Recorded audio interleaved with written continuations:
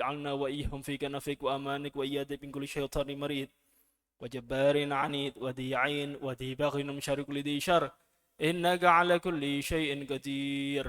اللهم جملنا بالعافية والسلامة وحققنا بالتقوى والاستقامة وأعذنا من موجبات الندم في الحال والمال إنك سميع دعاء.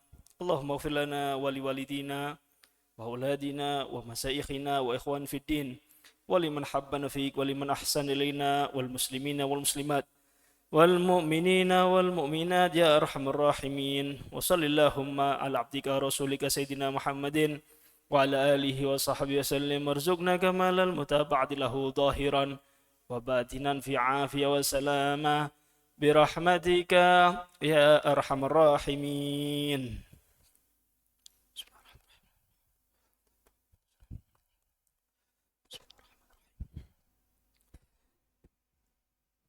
Assalamualaikum warahmatullahi wabarakatuh. Bismillahirrahmanirrahim. Alhamdulillahi rabbil alamin wa bihi nasta'in ala umuri dunya waddin. Wa sallallahu wa sallam ala sayyidina Muhammadin khatamin nabiyyin wa ala alihi wa sahbihi ajma'in. ولا حول ولا قوة إلا بالله العلي العظيم. سبحانك لا علم لنا إلا ما علمتنا إنك أنت العليم الحكيم. رب اشرح لي صدري ويسر لي أمري واحلل عقدة من لساني يفقه قولي آمين. بسم الله الرحمن الرحيم. قال المصنف رحمه الله ونفعنا به وبعلومه في الدارين آمين.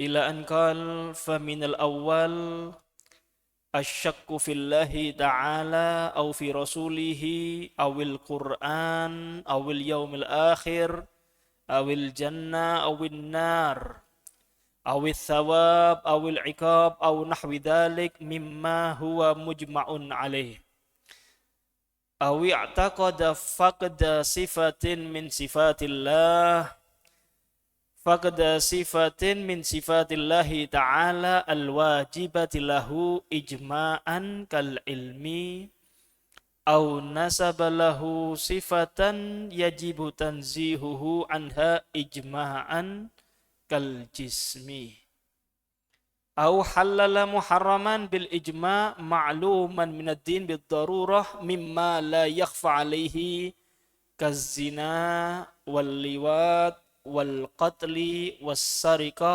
والغصب. Hadirin muslimin rahimakumullah.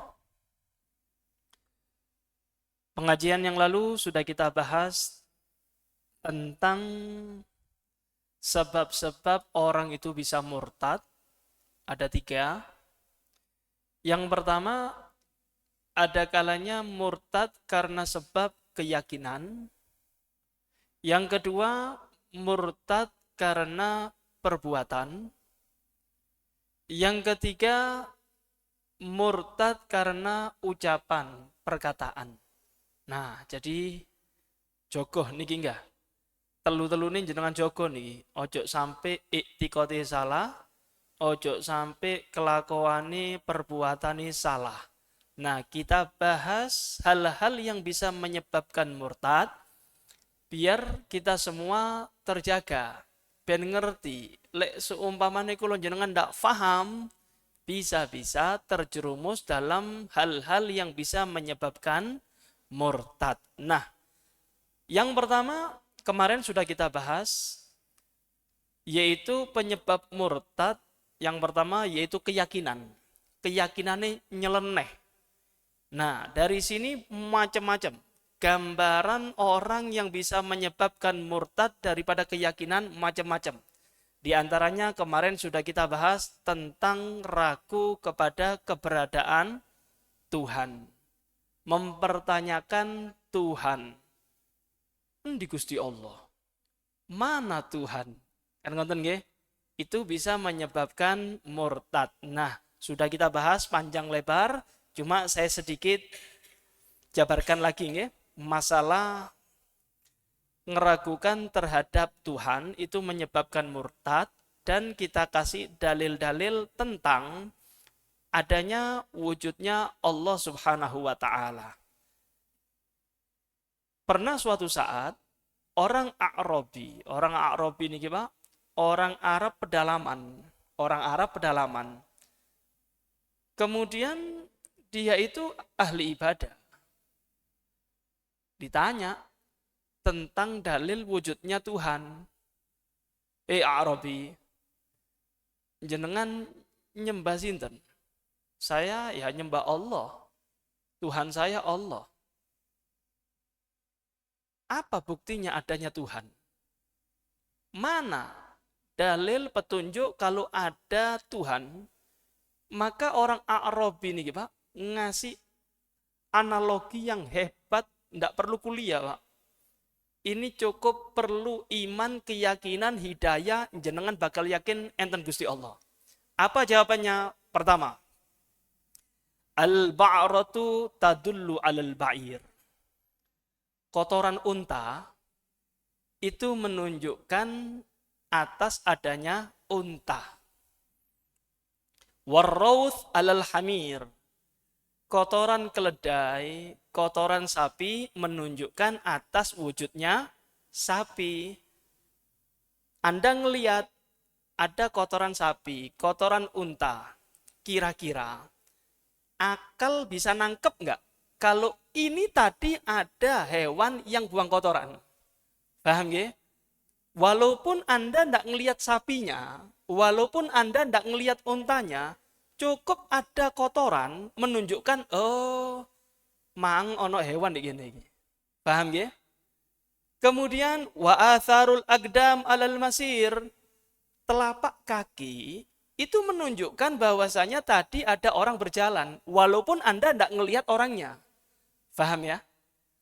Kemudian A'rabi ini mengatakan apa? Mas, kalau seperti itu aja Anda meyakini kotoran menunjukkan hewan, telapak kaki menunjukkan ada orang yang berjalan, loh, Anda tidak ngelihat nih, langit ada bintang, kemudian lautan ada ombak, kira-kira akal sing dinangkep ini wujud semua keajaiban, tidak ada yang menciptakan. Paham ya? Semua yang Anda lihat saat ini, langit begitu luas, langit ada matahari, ada bulan, ada bintang, bumi banyak hewan, bumi banyak pepohonan, banyak gunung-gunung, lautan banyak ikan, lautan ada ombak. Mana mungkin ini semua keindahan gak ada yang menciptakan? Mustahil. Itulah aku yakin terhadap wujudnya Tuhan, yaitu Allah Subhanahu wa Ta'ala. Yakin terhadap wujudnya Tuhan, nggak perlu akal sing jero-jero Pak. Cukup jenengan nalar sedikit, iman, enten hidayah, jenengan bakal ibadah teng Gusti Allah. Bakal Anda seneng kali Gusti Allah, bakal jenengan lempeng ibadah teng Gusti Allah. Jangan mempertanyakan Tuhan. Cukup Anda lihat sekeliling Anda, itu menunjukkan tentang wujudnya Allah Subhanahu wa Ta'ala. Masya Allah. Niki tiyang A'rabi niki Pak, wong pedalaman pelosok, nggih. Bisa kenal Tuhan, lah iki sing kuliah-kuliah niki lho Pak. Yang kelasnya tinggi-tinggi S1, S2, S tung-tung macam-macam. Sok intelek. Mana Tuhan? Kalau memang Tuhan itu ada, kenapa ini orang-orang banyak yang maksiat, orang-orang banyak yang begini? Mana Tuhan? Lah, Mas. Jenengan kalau mau mempertanyakan wujudnya Tuhan, ojo goblok-goblok kok kan ngeten nggih gambarane ngeten. Kecetekan. Kalau mau jadi ateis, mempertanyakan Tuhan seperti itu cetek nih Pak. Orang-orang barat itu sudah taubat semua. Orang-orang barat tuh. Ini ateis kan dari orang-orang barat, Pak. Nggih. Mereka itu mempertanyakan Tuhan, cuma mempertanyakan Tuhan memang benar-benar golek Tuhan. Kalau ada yang kita kenal zaman sekarang ini kan pelok-pelokan toh. Kalau orang barat memang neliti. Ketika ada tandanya Tuhan, iman beneran. Lah yang sekarang ini loh. Kerucuk-kerucuk niki lho, Pak. Sok intelek. Nggih, sok intelek, nggih. Akhire ini ndak ono kari teleke tok niki, Pak. Ndak gelem iman teng Gusti Allah, la haula wala quwata illa billah. Paham nggih? Saya kasih lagi. Nih, ben jenengan tambah iman teng Gusti Allah. Imam Ghazali. Allah, syukur nggih, Pak. Syukur nggih. Alhamdulillah. Alhamdulillah nyembah Gusti Allah. Alhamdulillah dapat hidayah. Nikmat, Pak, nikmat. Enggak perlu mikir dawa-dawa pun nyembah, yakin mantep, enak kan? Nikmat. Itu mereka tuh, Pak. Orang-orang yang pinter nggih pesawat. Nggih. Hebat apa mboten niku? Pinter. Buat HP, pinter. Tapi ndak semilih Tuhan. Ya apa iki? Lu jenengan nih lho. Komputer ndak iso. Buat pesawat nggak bisa. Matematika amburadul. Ndak salah pilih Tuhan. Alhamdulillah nikmat, Pak. Karena itu nikmat terbesar bukan ilmu. Nikmat terbesar bukan harta. Nikmat terbesar adalah iman yang Allah letakkan di dalam hati hamba pilihannya. Niku iman nikmat paling ageng, Pak. Nikmat paling besar. Nggih, syukur. Ojo ngersulot tok ndak duit, Beb. Terus pasar sepi, Beb. Jenengan dadi wong iman niku, Pak, syukur, Pak. Alhamdulillah. Sik dijogo imane kali Gusti Allah. Alhamdulillah. Nikmat, Pak. Anda coba, nggih, kalau seumpama naudzubillah min dzalik, nggih, ditawari kali Gusti Allah, jenengan saya jadikan orang paling kaya satu dunia, triliuner jenengan, cuma jenengan ndak dadi wong iman teng Gusti Allah. Mau ndak jenengan? Ya ora kate ini, ndak mau, Beb. Kenapa? Sementara kok. Walaupun saya kaya raya triliunan, meninggal dunia, apa nilainya, Pak? Kalau Anda miskin tapi iman, swarga. Lah.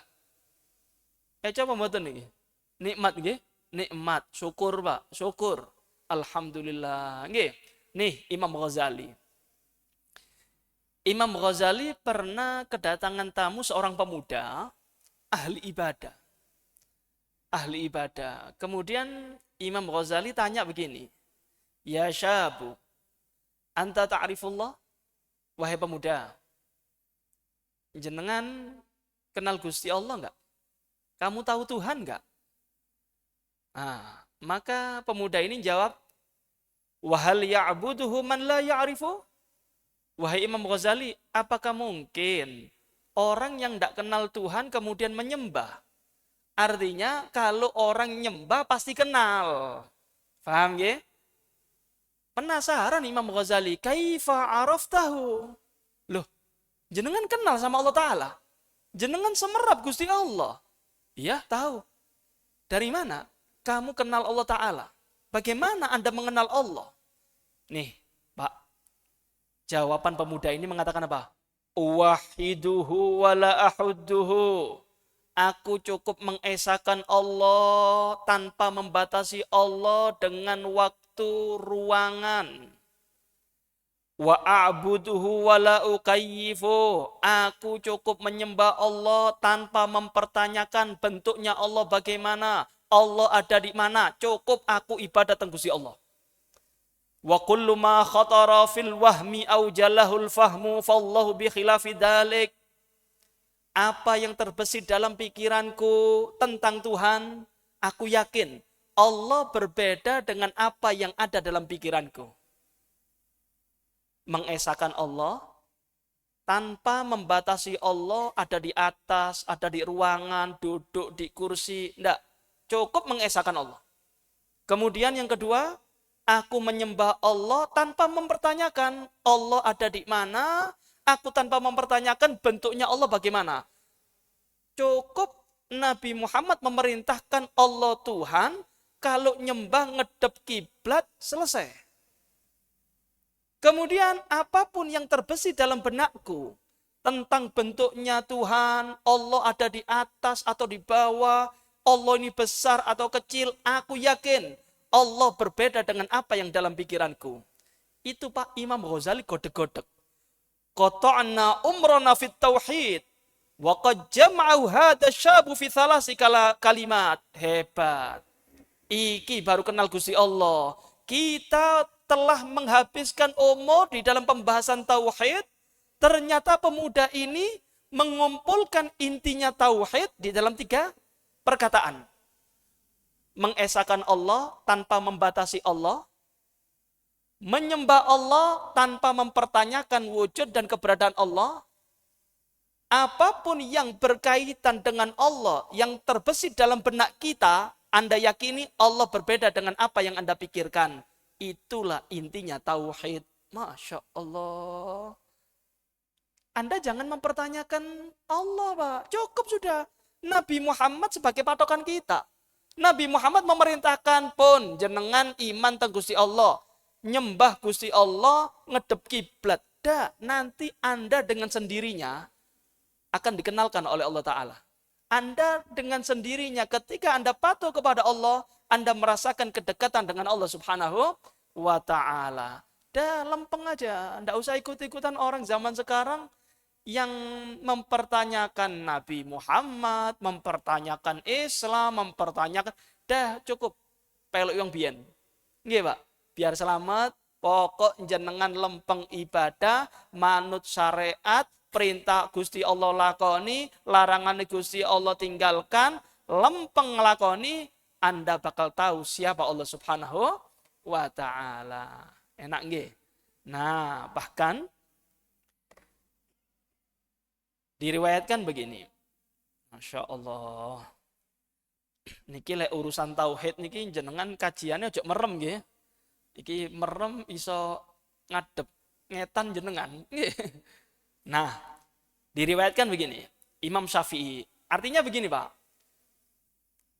Mencari Tuhan, mempertanyakan wujudnya Tuhan itu bukan hal baru. Bukan yang sekarang, enggak, mulai dulu memang ada. Mulai dulu memang ini jadi pembahasan. Jadi kalau orang zaman sekarang, anak-anak muda atau siapakah yang sok intelek, sok membahas Tuhan, kasep. Sudah dibahas oleh ulama tuntas dengan dalil-dalilnya tentang adanya wujudnya Tuhan. Sudah semua, Pak. Nih, tadi Imam Ghazali, sekarang Imam Syafi'i. Imam Syafi'i mengatakan apa? Manintahadha li talabi mudabbirin fantaha ila mawjudin yantahi ilaihil fikru fahuwa mutasyabbihun. Siapa orang yang semangat mencari Tuhan, preman mencari Tuhan, enten iki Pak, film nggih. Nah, niki sudah dibahas mulai dulu, Pak. Orang yang semangat mencari Tuhan, mana sih Allah ini, mana Tuhan nih? Semangat nih. Kemudian pikirannya ketika mencari Tuhan, mentok di dalam satu keberadaan. Artinya, Tuhan ini gede ya, koyo matahari Tuhan nih. Sampai situ pikirannya. Tuhan itu wujudnya ojo-ojo nggih. Koyo menungso, duwe tangan tapi gede. Mutasyabbih. Ini orang mutasyabbih, menyerupakan Allah dengan makhluknya. Ndak iman nih, Pak. Ini bahaya. Wa init ma'anna ilal adami sarfi fahuwa mu'attilun.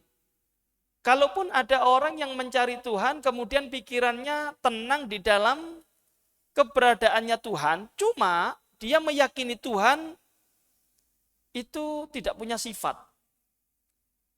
Anda yakin nggak ada Tuhan? Ya, yakin nggak yakin. Wis ngono iku wis. Paham ya? Mu'attilun. Ini orang mu'attil. Wa ila mawjudin wa tarafa bil ajzi an idrakihi fahuwa muwahhidun. Kata Imam Syafi'i, orang yang semangat mencari Tuhan, kemudian pikirannya mentok di dalam keberadaan makhluk. Mikir, ada bumi, ada langit. Kemudian dia mengakui, waduh, tidak mampu aku. aku kalau mikirkan tentang Tuhan tidak mampu. Cukup sudah. Ini adanya bumi, adanya langit, ini menunjukkan tentang keberadaannya Tuhan. Cuma wujudnya Tuhan bagaimana? Akalku tidak mampu.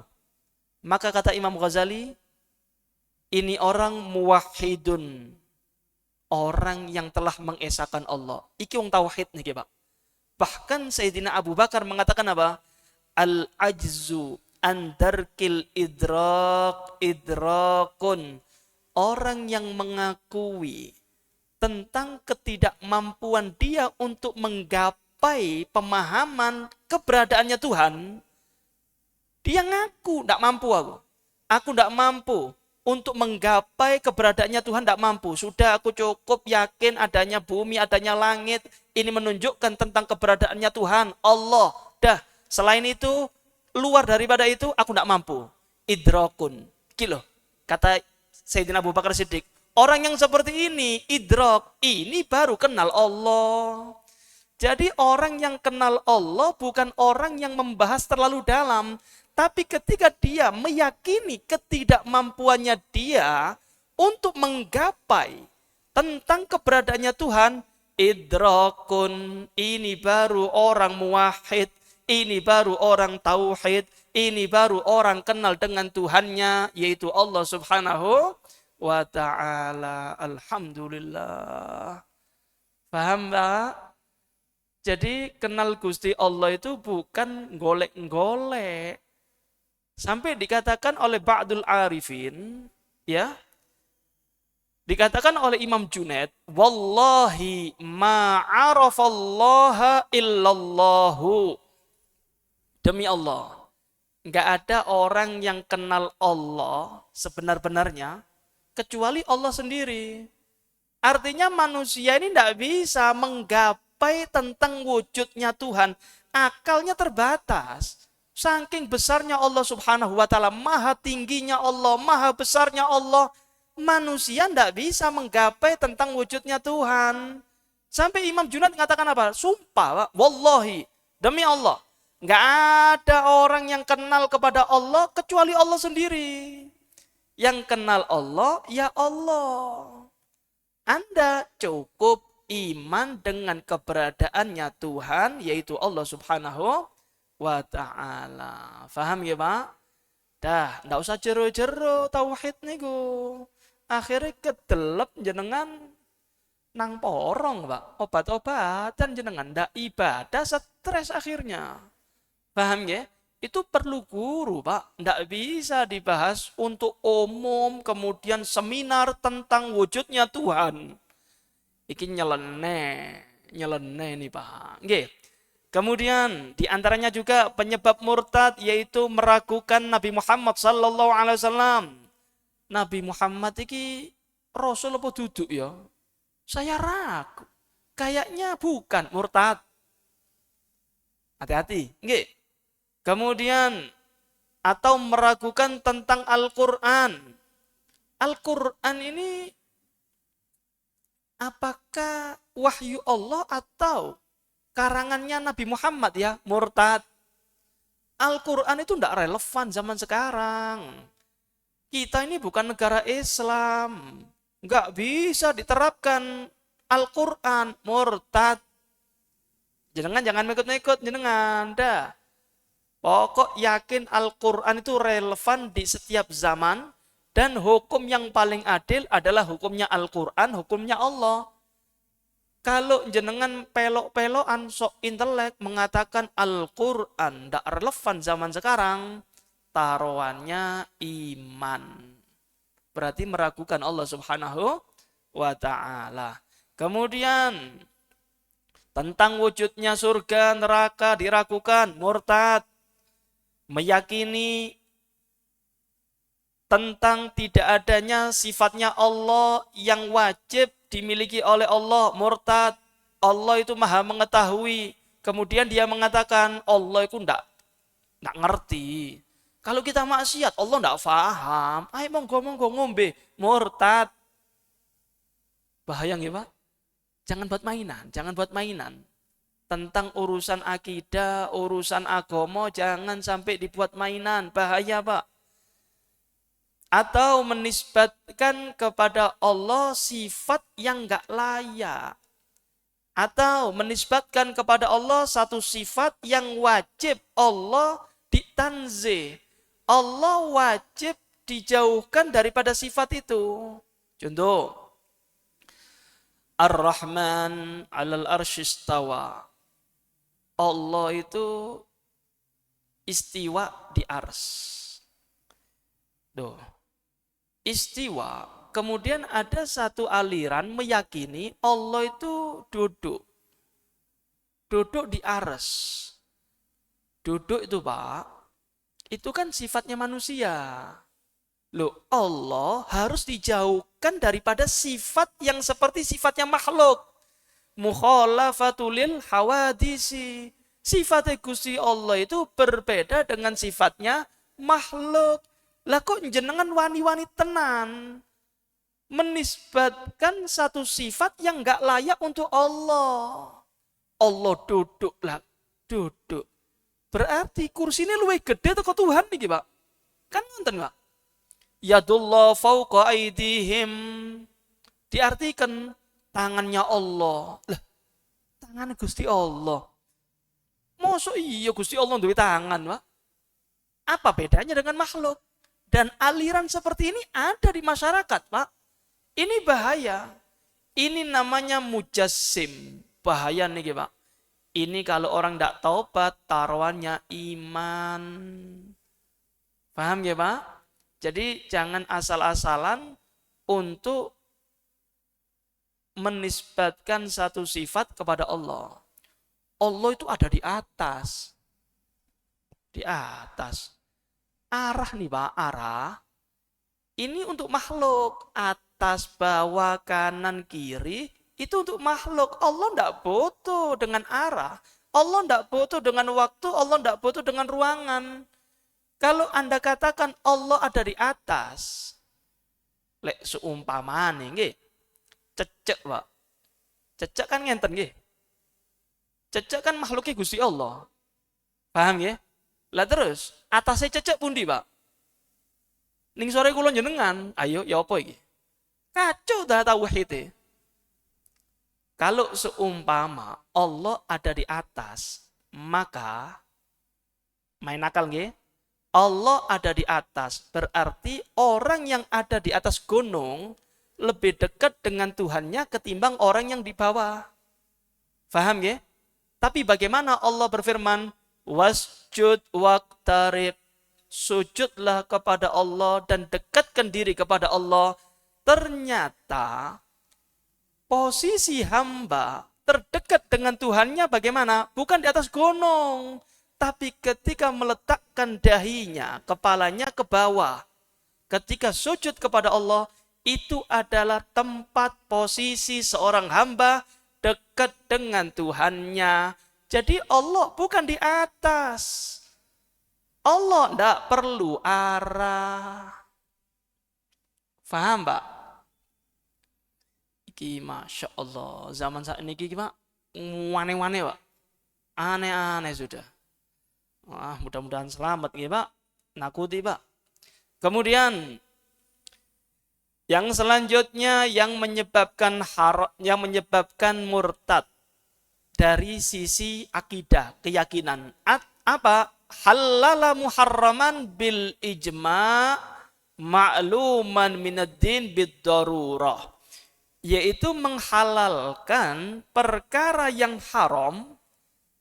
Haramnya nih Pak, mujma' disepakati oleh para ulama, haram. Tapi diyakini kehalalannya. Contohnya apa? Tentang zina. Ini kan makluman minad-din bid-darurah. Makluman minad-din bid-darurah ngenten, Pak. Orang ndak usah mikir, faham. Saya kasih gambaran ngenten. Baju saya warnanya apa, Pak? Putih. Dah, ndak usah mikir. Si, tak pikir dimi. Iki warnanya apa ya? Loh. Sedeng apa ya panjenengan iki? Sekali ngeliat ndak usah mikir, faham. Oh, bajunya putih. Paham ya? Selambu ini warnanya apa, Pak? Hijau. Itu maklum, itu bidoruro. Ndak usah mikir panjang, akal langsung menjangkau. Oh hijau. Mosok hijau iki ya? Loh. Paham ya? Itu namanya biddarura. Maklum minatin biddarura. Contohnya apa? Zina. Zina, orang umum, orang pondokan ngerti agama, faham. Zina itu haram. Paham ya? Itu namanya maklum minatin biddarura. Jenengan tanya semua orang Islam, wong pondokan, wong mabukan, wong sing zina takono, Pak. Orang yang zina iki, kon zina iki hukumnya yo ngerti haram ya apa maneh kan ngono. Yakin. Nah, ketika ada perkara yang haram, menurut sepakatan ulama, syariat ngatakan haram, lah kok ada orang mengatakan zina itu solusi. Ya apa maneng? Mau dilampiaskan kemana? Sekarang kan pernikahan mahal. Boten nopo-nopo zina niku darurat. Murtad, Pak. Murtad. Ya Allah. Al-liwat, begitu juga liwat. Liwat niku apa, Pak? Liwat itu seneng sama jenis. Itu liwat. Nggih. Laki sama laki itu namanya liwat. Nah, liwat itu laki sama laki, orang awam pun paham ya hukumnya apa? Haram. Terus ada orang yang mengatakan, loh itu kan haknya dia. Ya terserah sudah. Itu dia suka sama laki, ya itu sudah haknya dia. Ini Pak, kalau orang seperti ini meyakini tentang kehalalannya liwat, LGBT haram diwara halal murtad. Kata pembuatan nih Kak. Banyak. Ya Allah. Kemudian Pak, wal qatli was sarika wal ghasab. Membunuh haram. Nyuri haram, faham semua. Cuma, ya apa mana, tidak apa-apa, wis halal kayak aku gitu. Halal gawe aku. Murtad. Au harrama halalan. Begitu juga sebaliknya. Mengharamkan yang halal. Jadi, menghalalkan yang haram, murtad. Mengharamkan yang halal, murtad. Sudah, yang halal, halal. Yang haram, haram. Contohnya, ya apa? Nikah. Halal napa boten niki? Halal. Nikah gawe apa? Wis dak usah kan pacaran mawon. Luwe enak tuku satene ketimbang ngingu wedhuse. Lho. Enak temen lek ngomong iki. Ya Allah. Paham nggih? Paham maksudnya nggih? Ini kan orang zaman sekarang nggih. Tuku satene wae ketimbang ngingu wedhuse. Artinya apa? Luwe enak bokeng wong wedok mari gawe buah. Enteng kan? Ketimbang wedhuse, artinya Anda nikah. Nikah itu ngopeni, Pak. Berat. Sudah, enak zina ketimbang nikah. Loh, jenengan ngomong ngenten iku ya napa? Wis halal mawon, zina niku halal, murtad. Nikah halal, haram. Loh, kok diwolak-walik iki syariat? Murtad. Ya Allah. Au nafa wujuba mujma'in alaihi kadzalik. Begitu juga menyebabkan murtad apa? Menafikan perbuatan wajib di dalam syariat. Kewajibannya mujma' alaih disepakati oleh para ulama. Contohnya apa? Kas-shalawatil khamsi. Kewajiban sholat 5 waktu. Hukumnya wajib. Kemudian ada orang nekat. Sholat itu gawe aku ndak wajib. Sholat itu arek TK. Kulo wis hakikat. Nggak wajib sholat aku. Murtad. Paham ya? Benten kalau orang ngeyakini kewajiban sholat tapi malas ngelakoni. Ndak murtad. Dosa gede. Yang pertama nggih, orang meyakini kewajiban sholat. Cuma tidak sholat. Yang kedua, orang mengingkari tentang kewajiban sholat. Nah, benten nggih, beda ya. Mana yang lebih ringan? Yang pertama, ngeyakini kewajiban sholat, cuma males sholat. Ini masih Islam, tapi dosa besar. Yang kedua, berat nih Pak. Mengingkari tentang kewajiban sholat, murtad. Nggih. Orang tidak sholat itu lebih mending daripada orang yang mengingkari kewajiban sholat. Tapi aja dilakoni nggih. Bukan berarti wah ya lek ngono mboten napa-napa nggih. Padha dosane nggih Pak. Ibarat kotoran dibagi loro. Jenengan milih sing ndi? Padha eleke. Paham nggih? Tapi bagiannya iki luwih gede, iki luwih cilik. Kan ngoten nggih? Padha-padha kotorane, Pak. Bukan dilakoni, cuma ini gambaran aja. Nggih, gambaran. 6. Wazaka, begitu juga mengingkari tentang kewajiban zakat. Murtad, Pak. Nggih, ini terjadi di zamannya Sayyidina Abu Bakar. Ketika Nabi Muhammad SAW meninggal dunia, tampuk khilafah itu kan dipegang Sayyidina Abu Bakar. Nah, Sayyidina Abu Bakar memerintahkan para sahabat untuk ngambil zakatnya orang-orang kaya. Ada beberapa kelompok yang nggak mau mengeluarkan zakat, mani'uz zakah, nggak mau mengeluarkan zakat. Maka Sayyidina Abu Bakar mengatakan apa dengan tegas? Orang yang berani tidak mengeluarkan zakat, tak perangi. Kalau sudah diperangi, Pak, berarti hukumnya keluar daripada Islam. Nah, Sayyidina Umar bingung. Loh, kok ini Sayyidina Abu Bakar ya?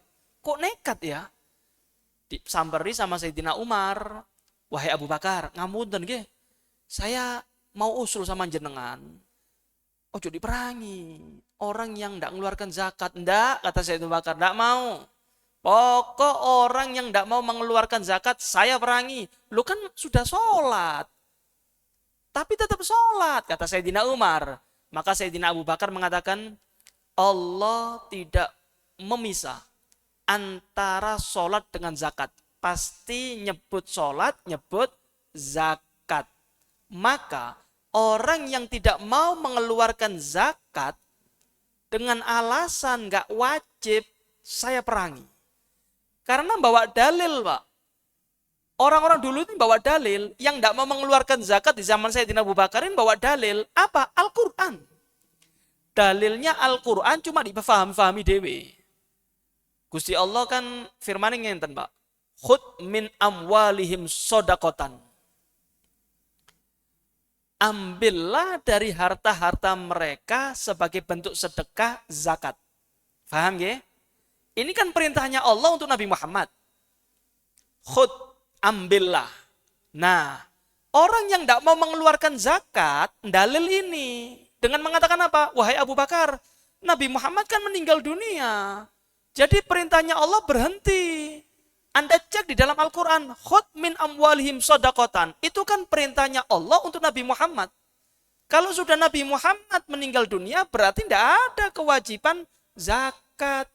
Yok nopo nih Pak? Iki seanget-angetnya Kanjeng Nabi baru wafat loh Pak. Sudah ada aliran yang menyesatkan Pak. Dalil Al-Quran. Sayyidina Abu Bakar tidak terima. Orang yang dulu di zamannya Nabi Muhammad pernah mengeluarkan seutas tali untuk sebagai sedekah, zakat, saat ini tidak mau mengeluarkan zakat, tak perangi. Kenapa? Sudah mengingkari kewajiban zakat. Kalau orang mengingkari kewajiban zakat, hukumnya murtad, keluar daripada Islam. Masya Allah. Paham ya Pak? Ini banyak Pak pembahasan-pembahasan tentang hal-hal yang menyebabkan murtad. Dan insya Allah kita bahas di pertemuan-pertemuan yang akan datang. Mudah-mudahan iman kita dijaga oleh Allah Subhanahu wa taala, tambah kuat, tambah yakin kepada Allah Subhanahu wa taala. Amin ya rabbal alamin. Wa hada minni. Wassalamualaikum warahmatullahi wabarakatuh. Al-Fatihah.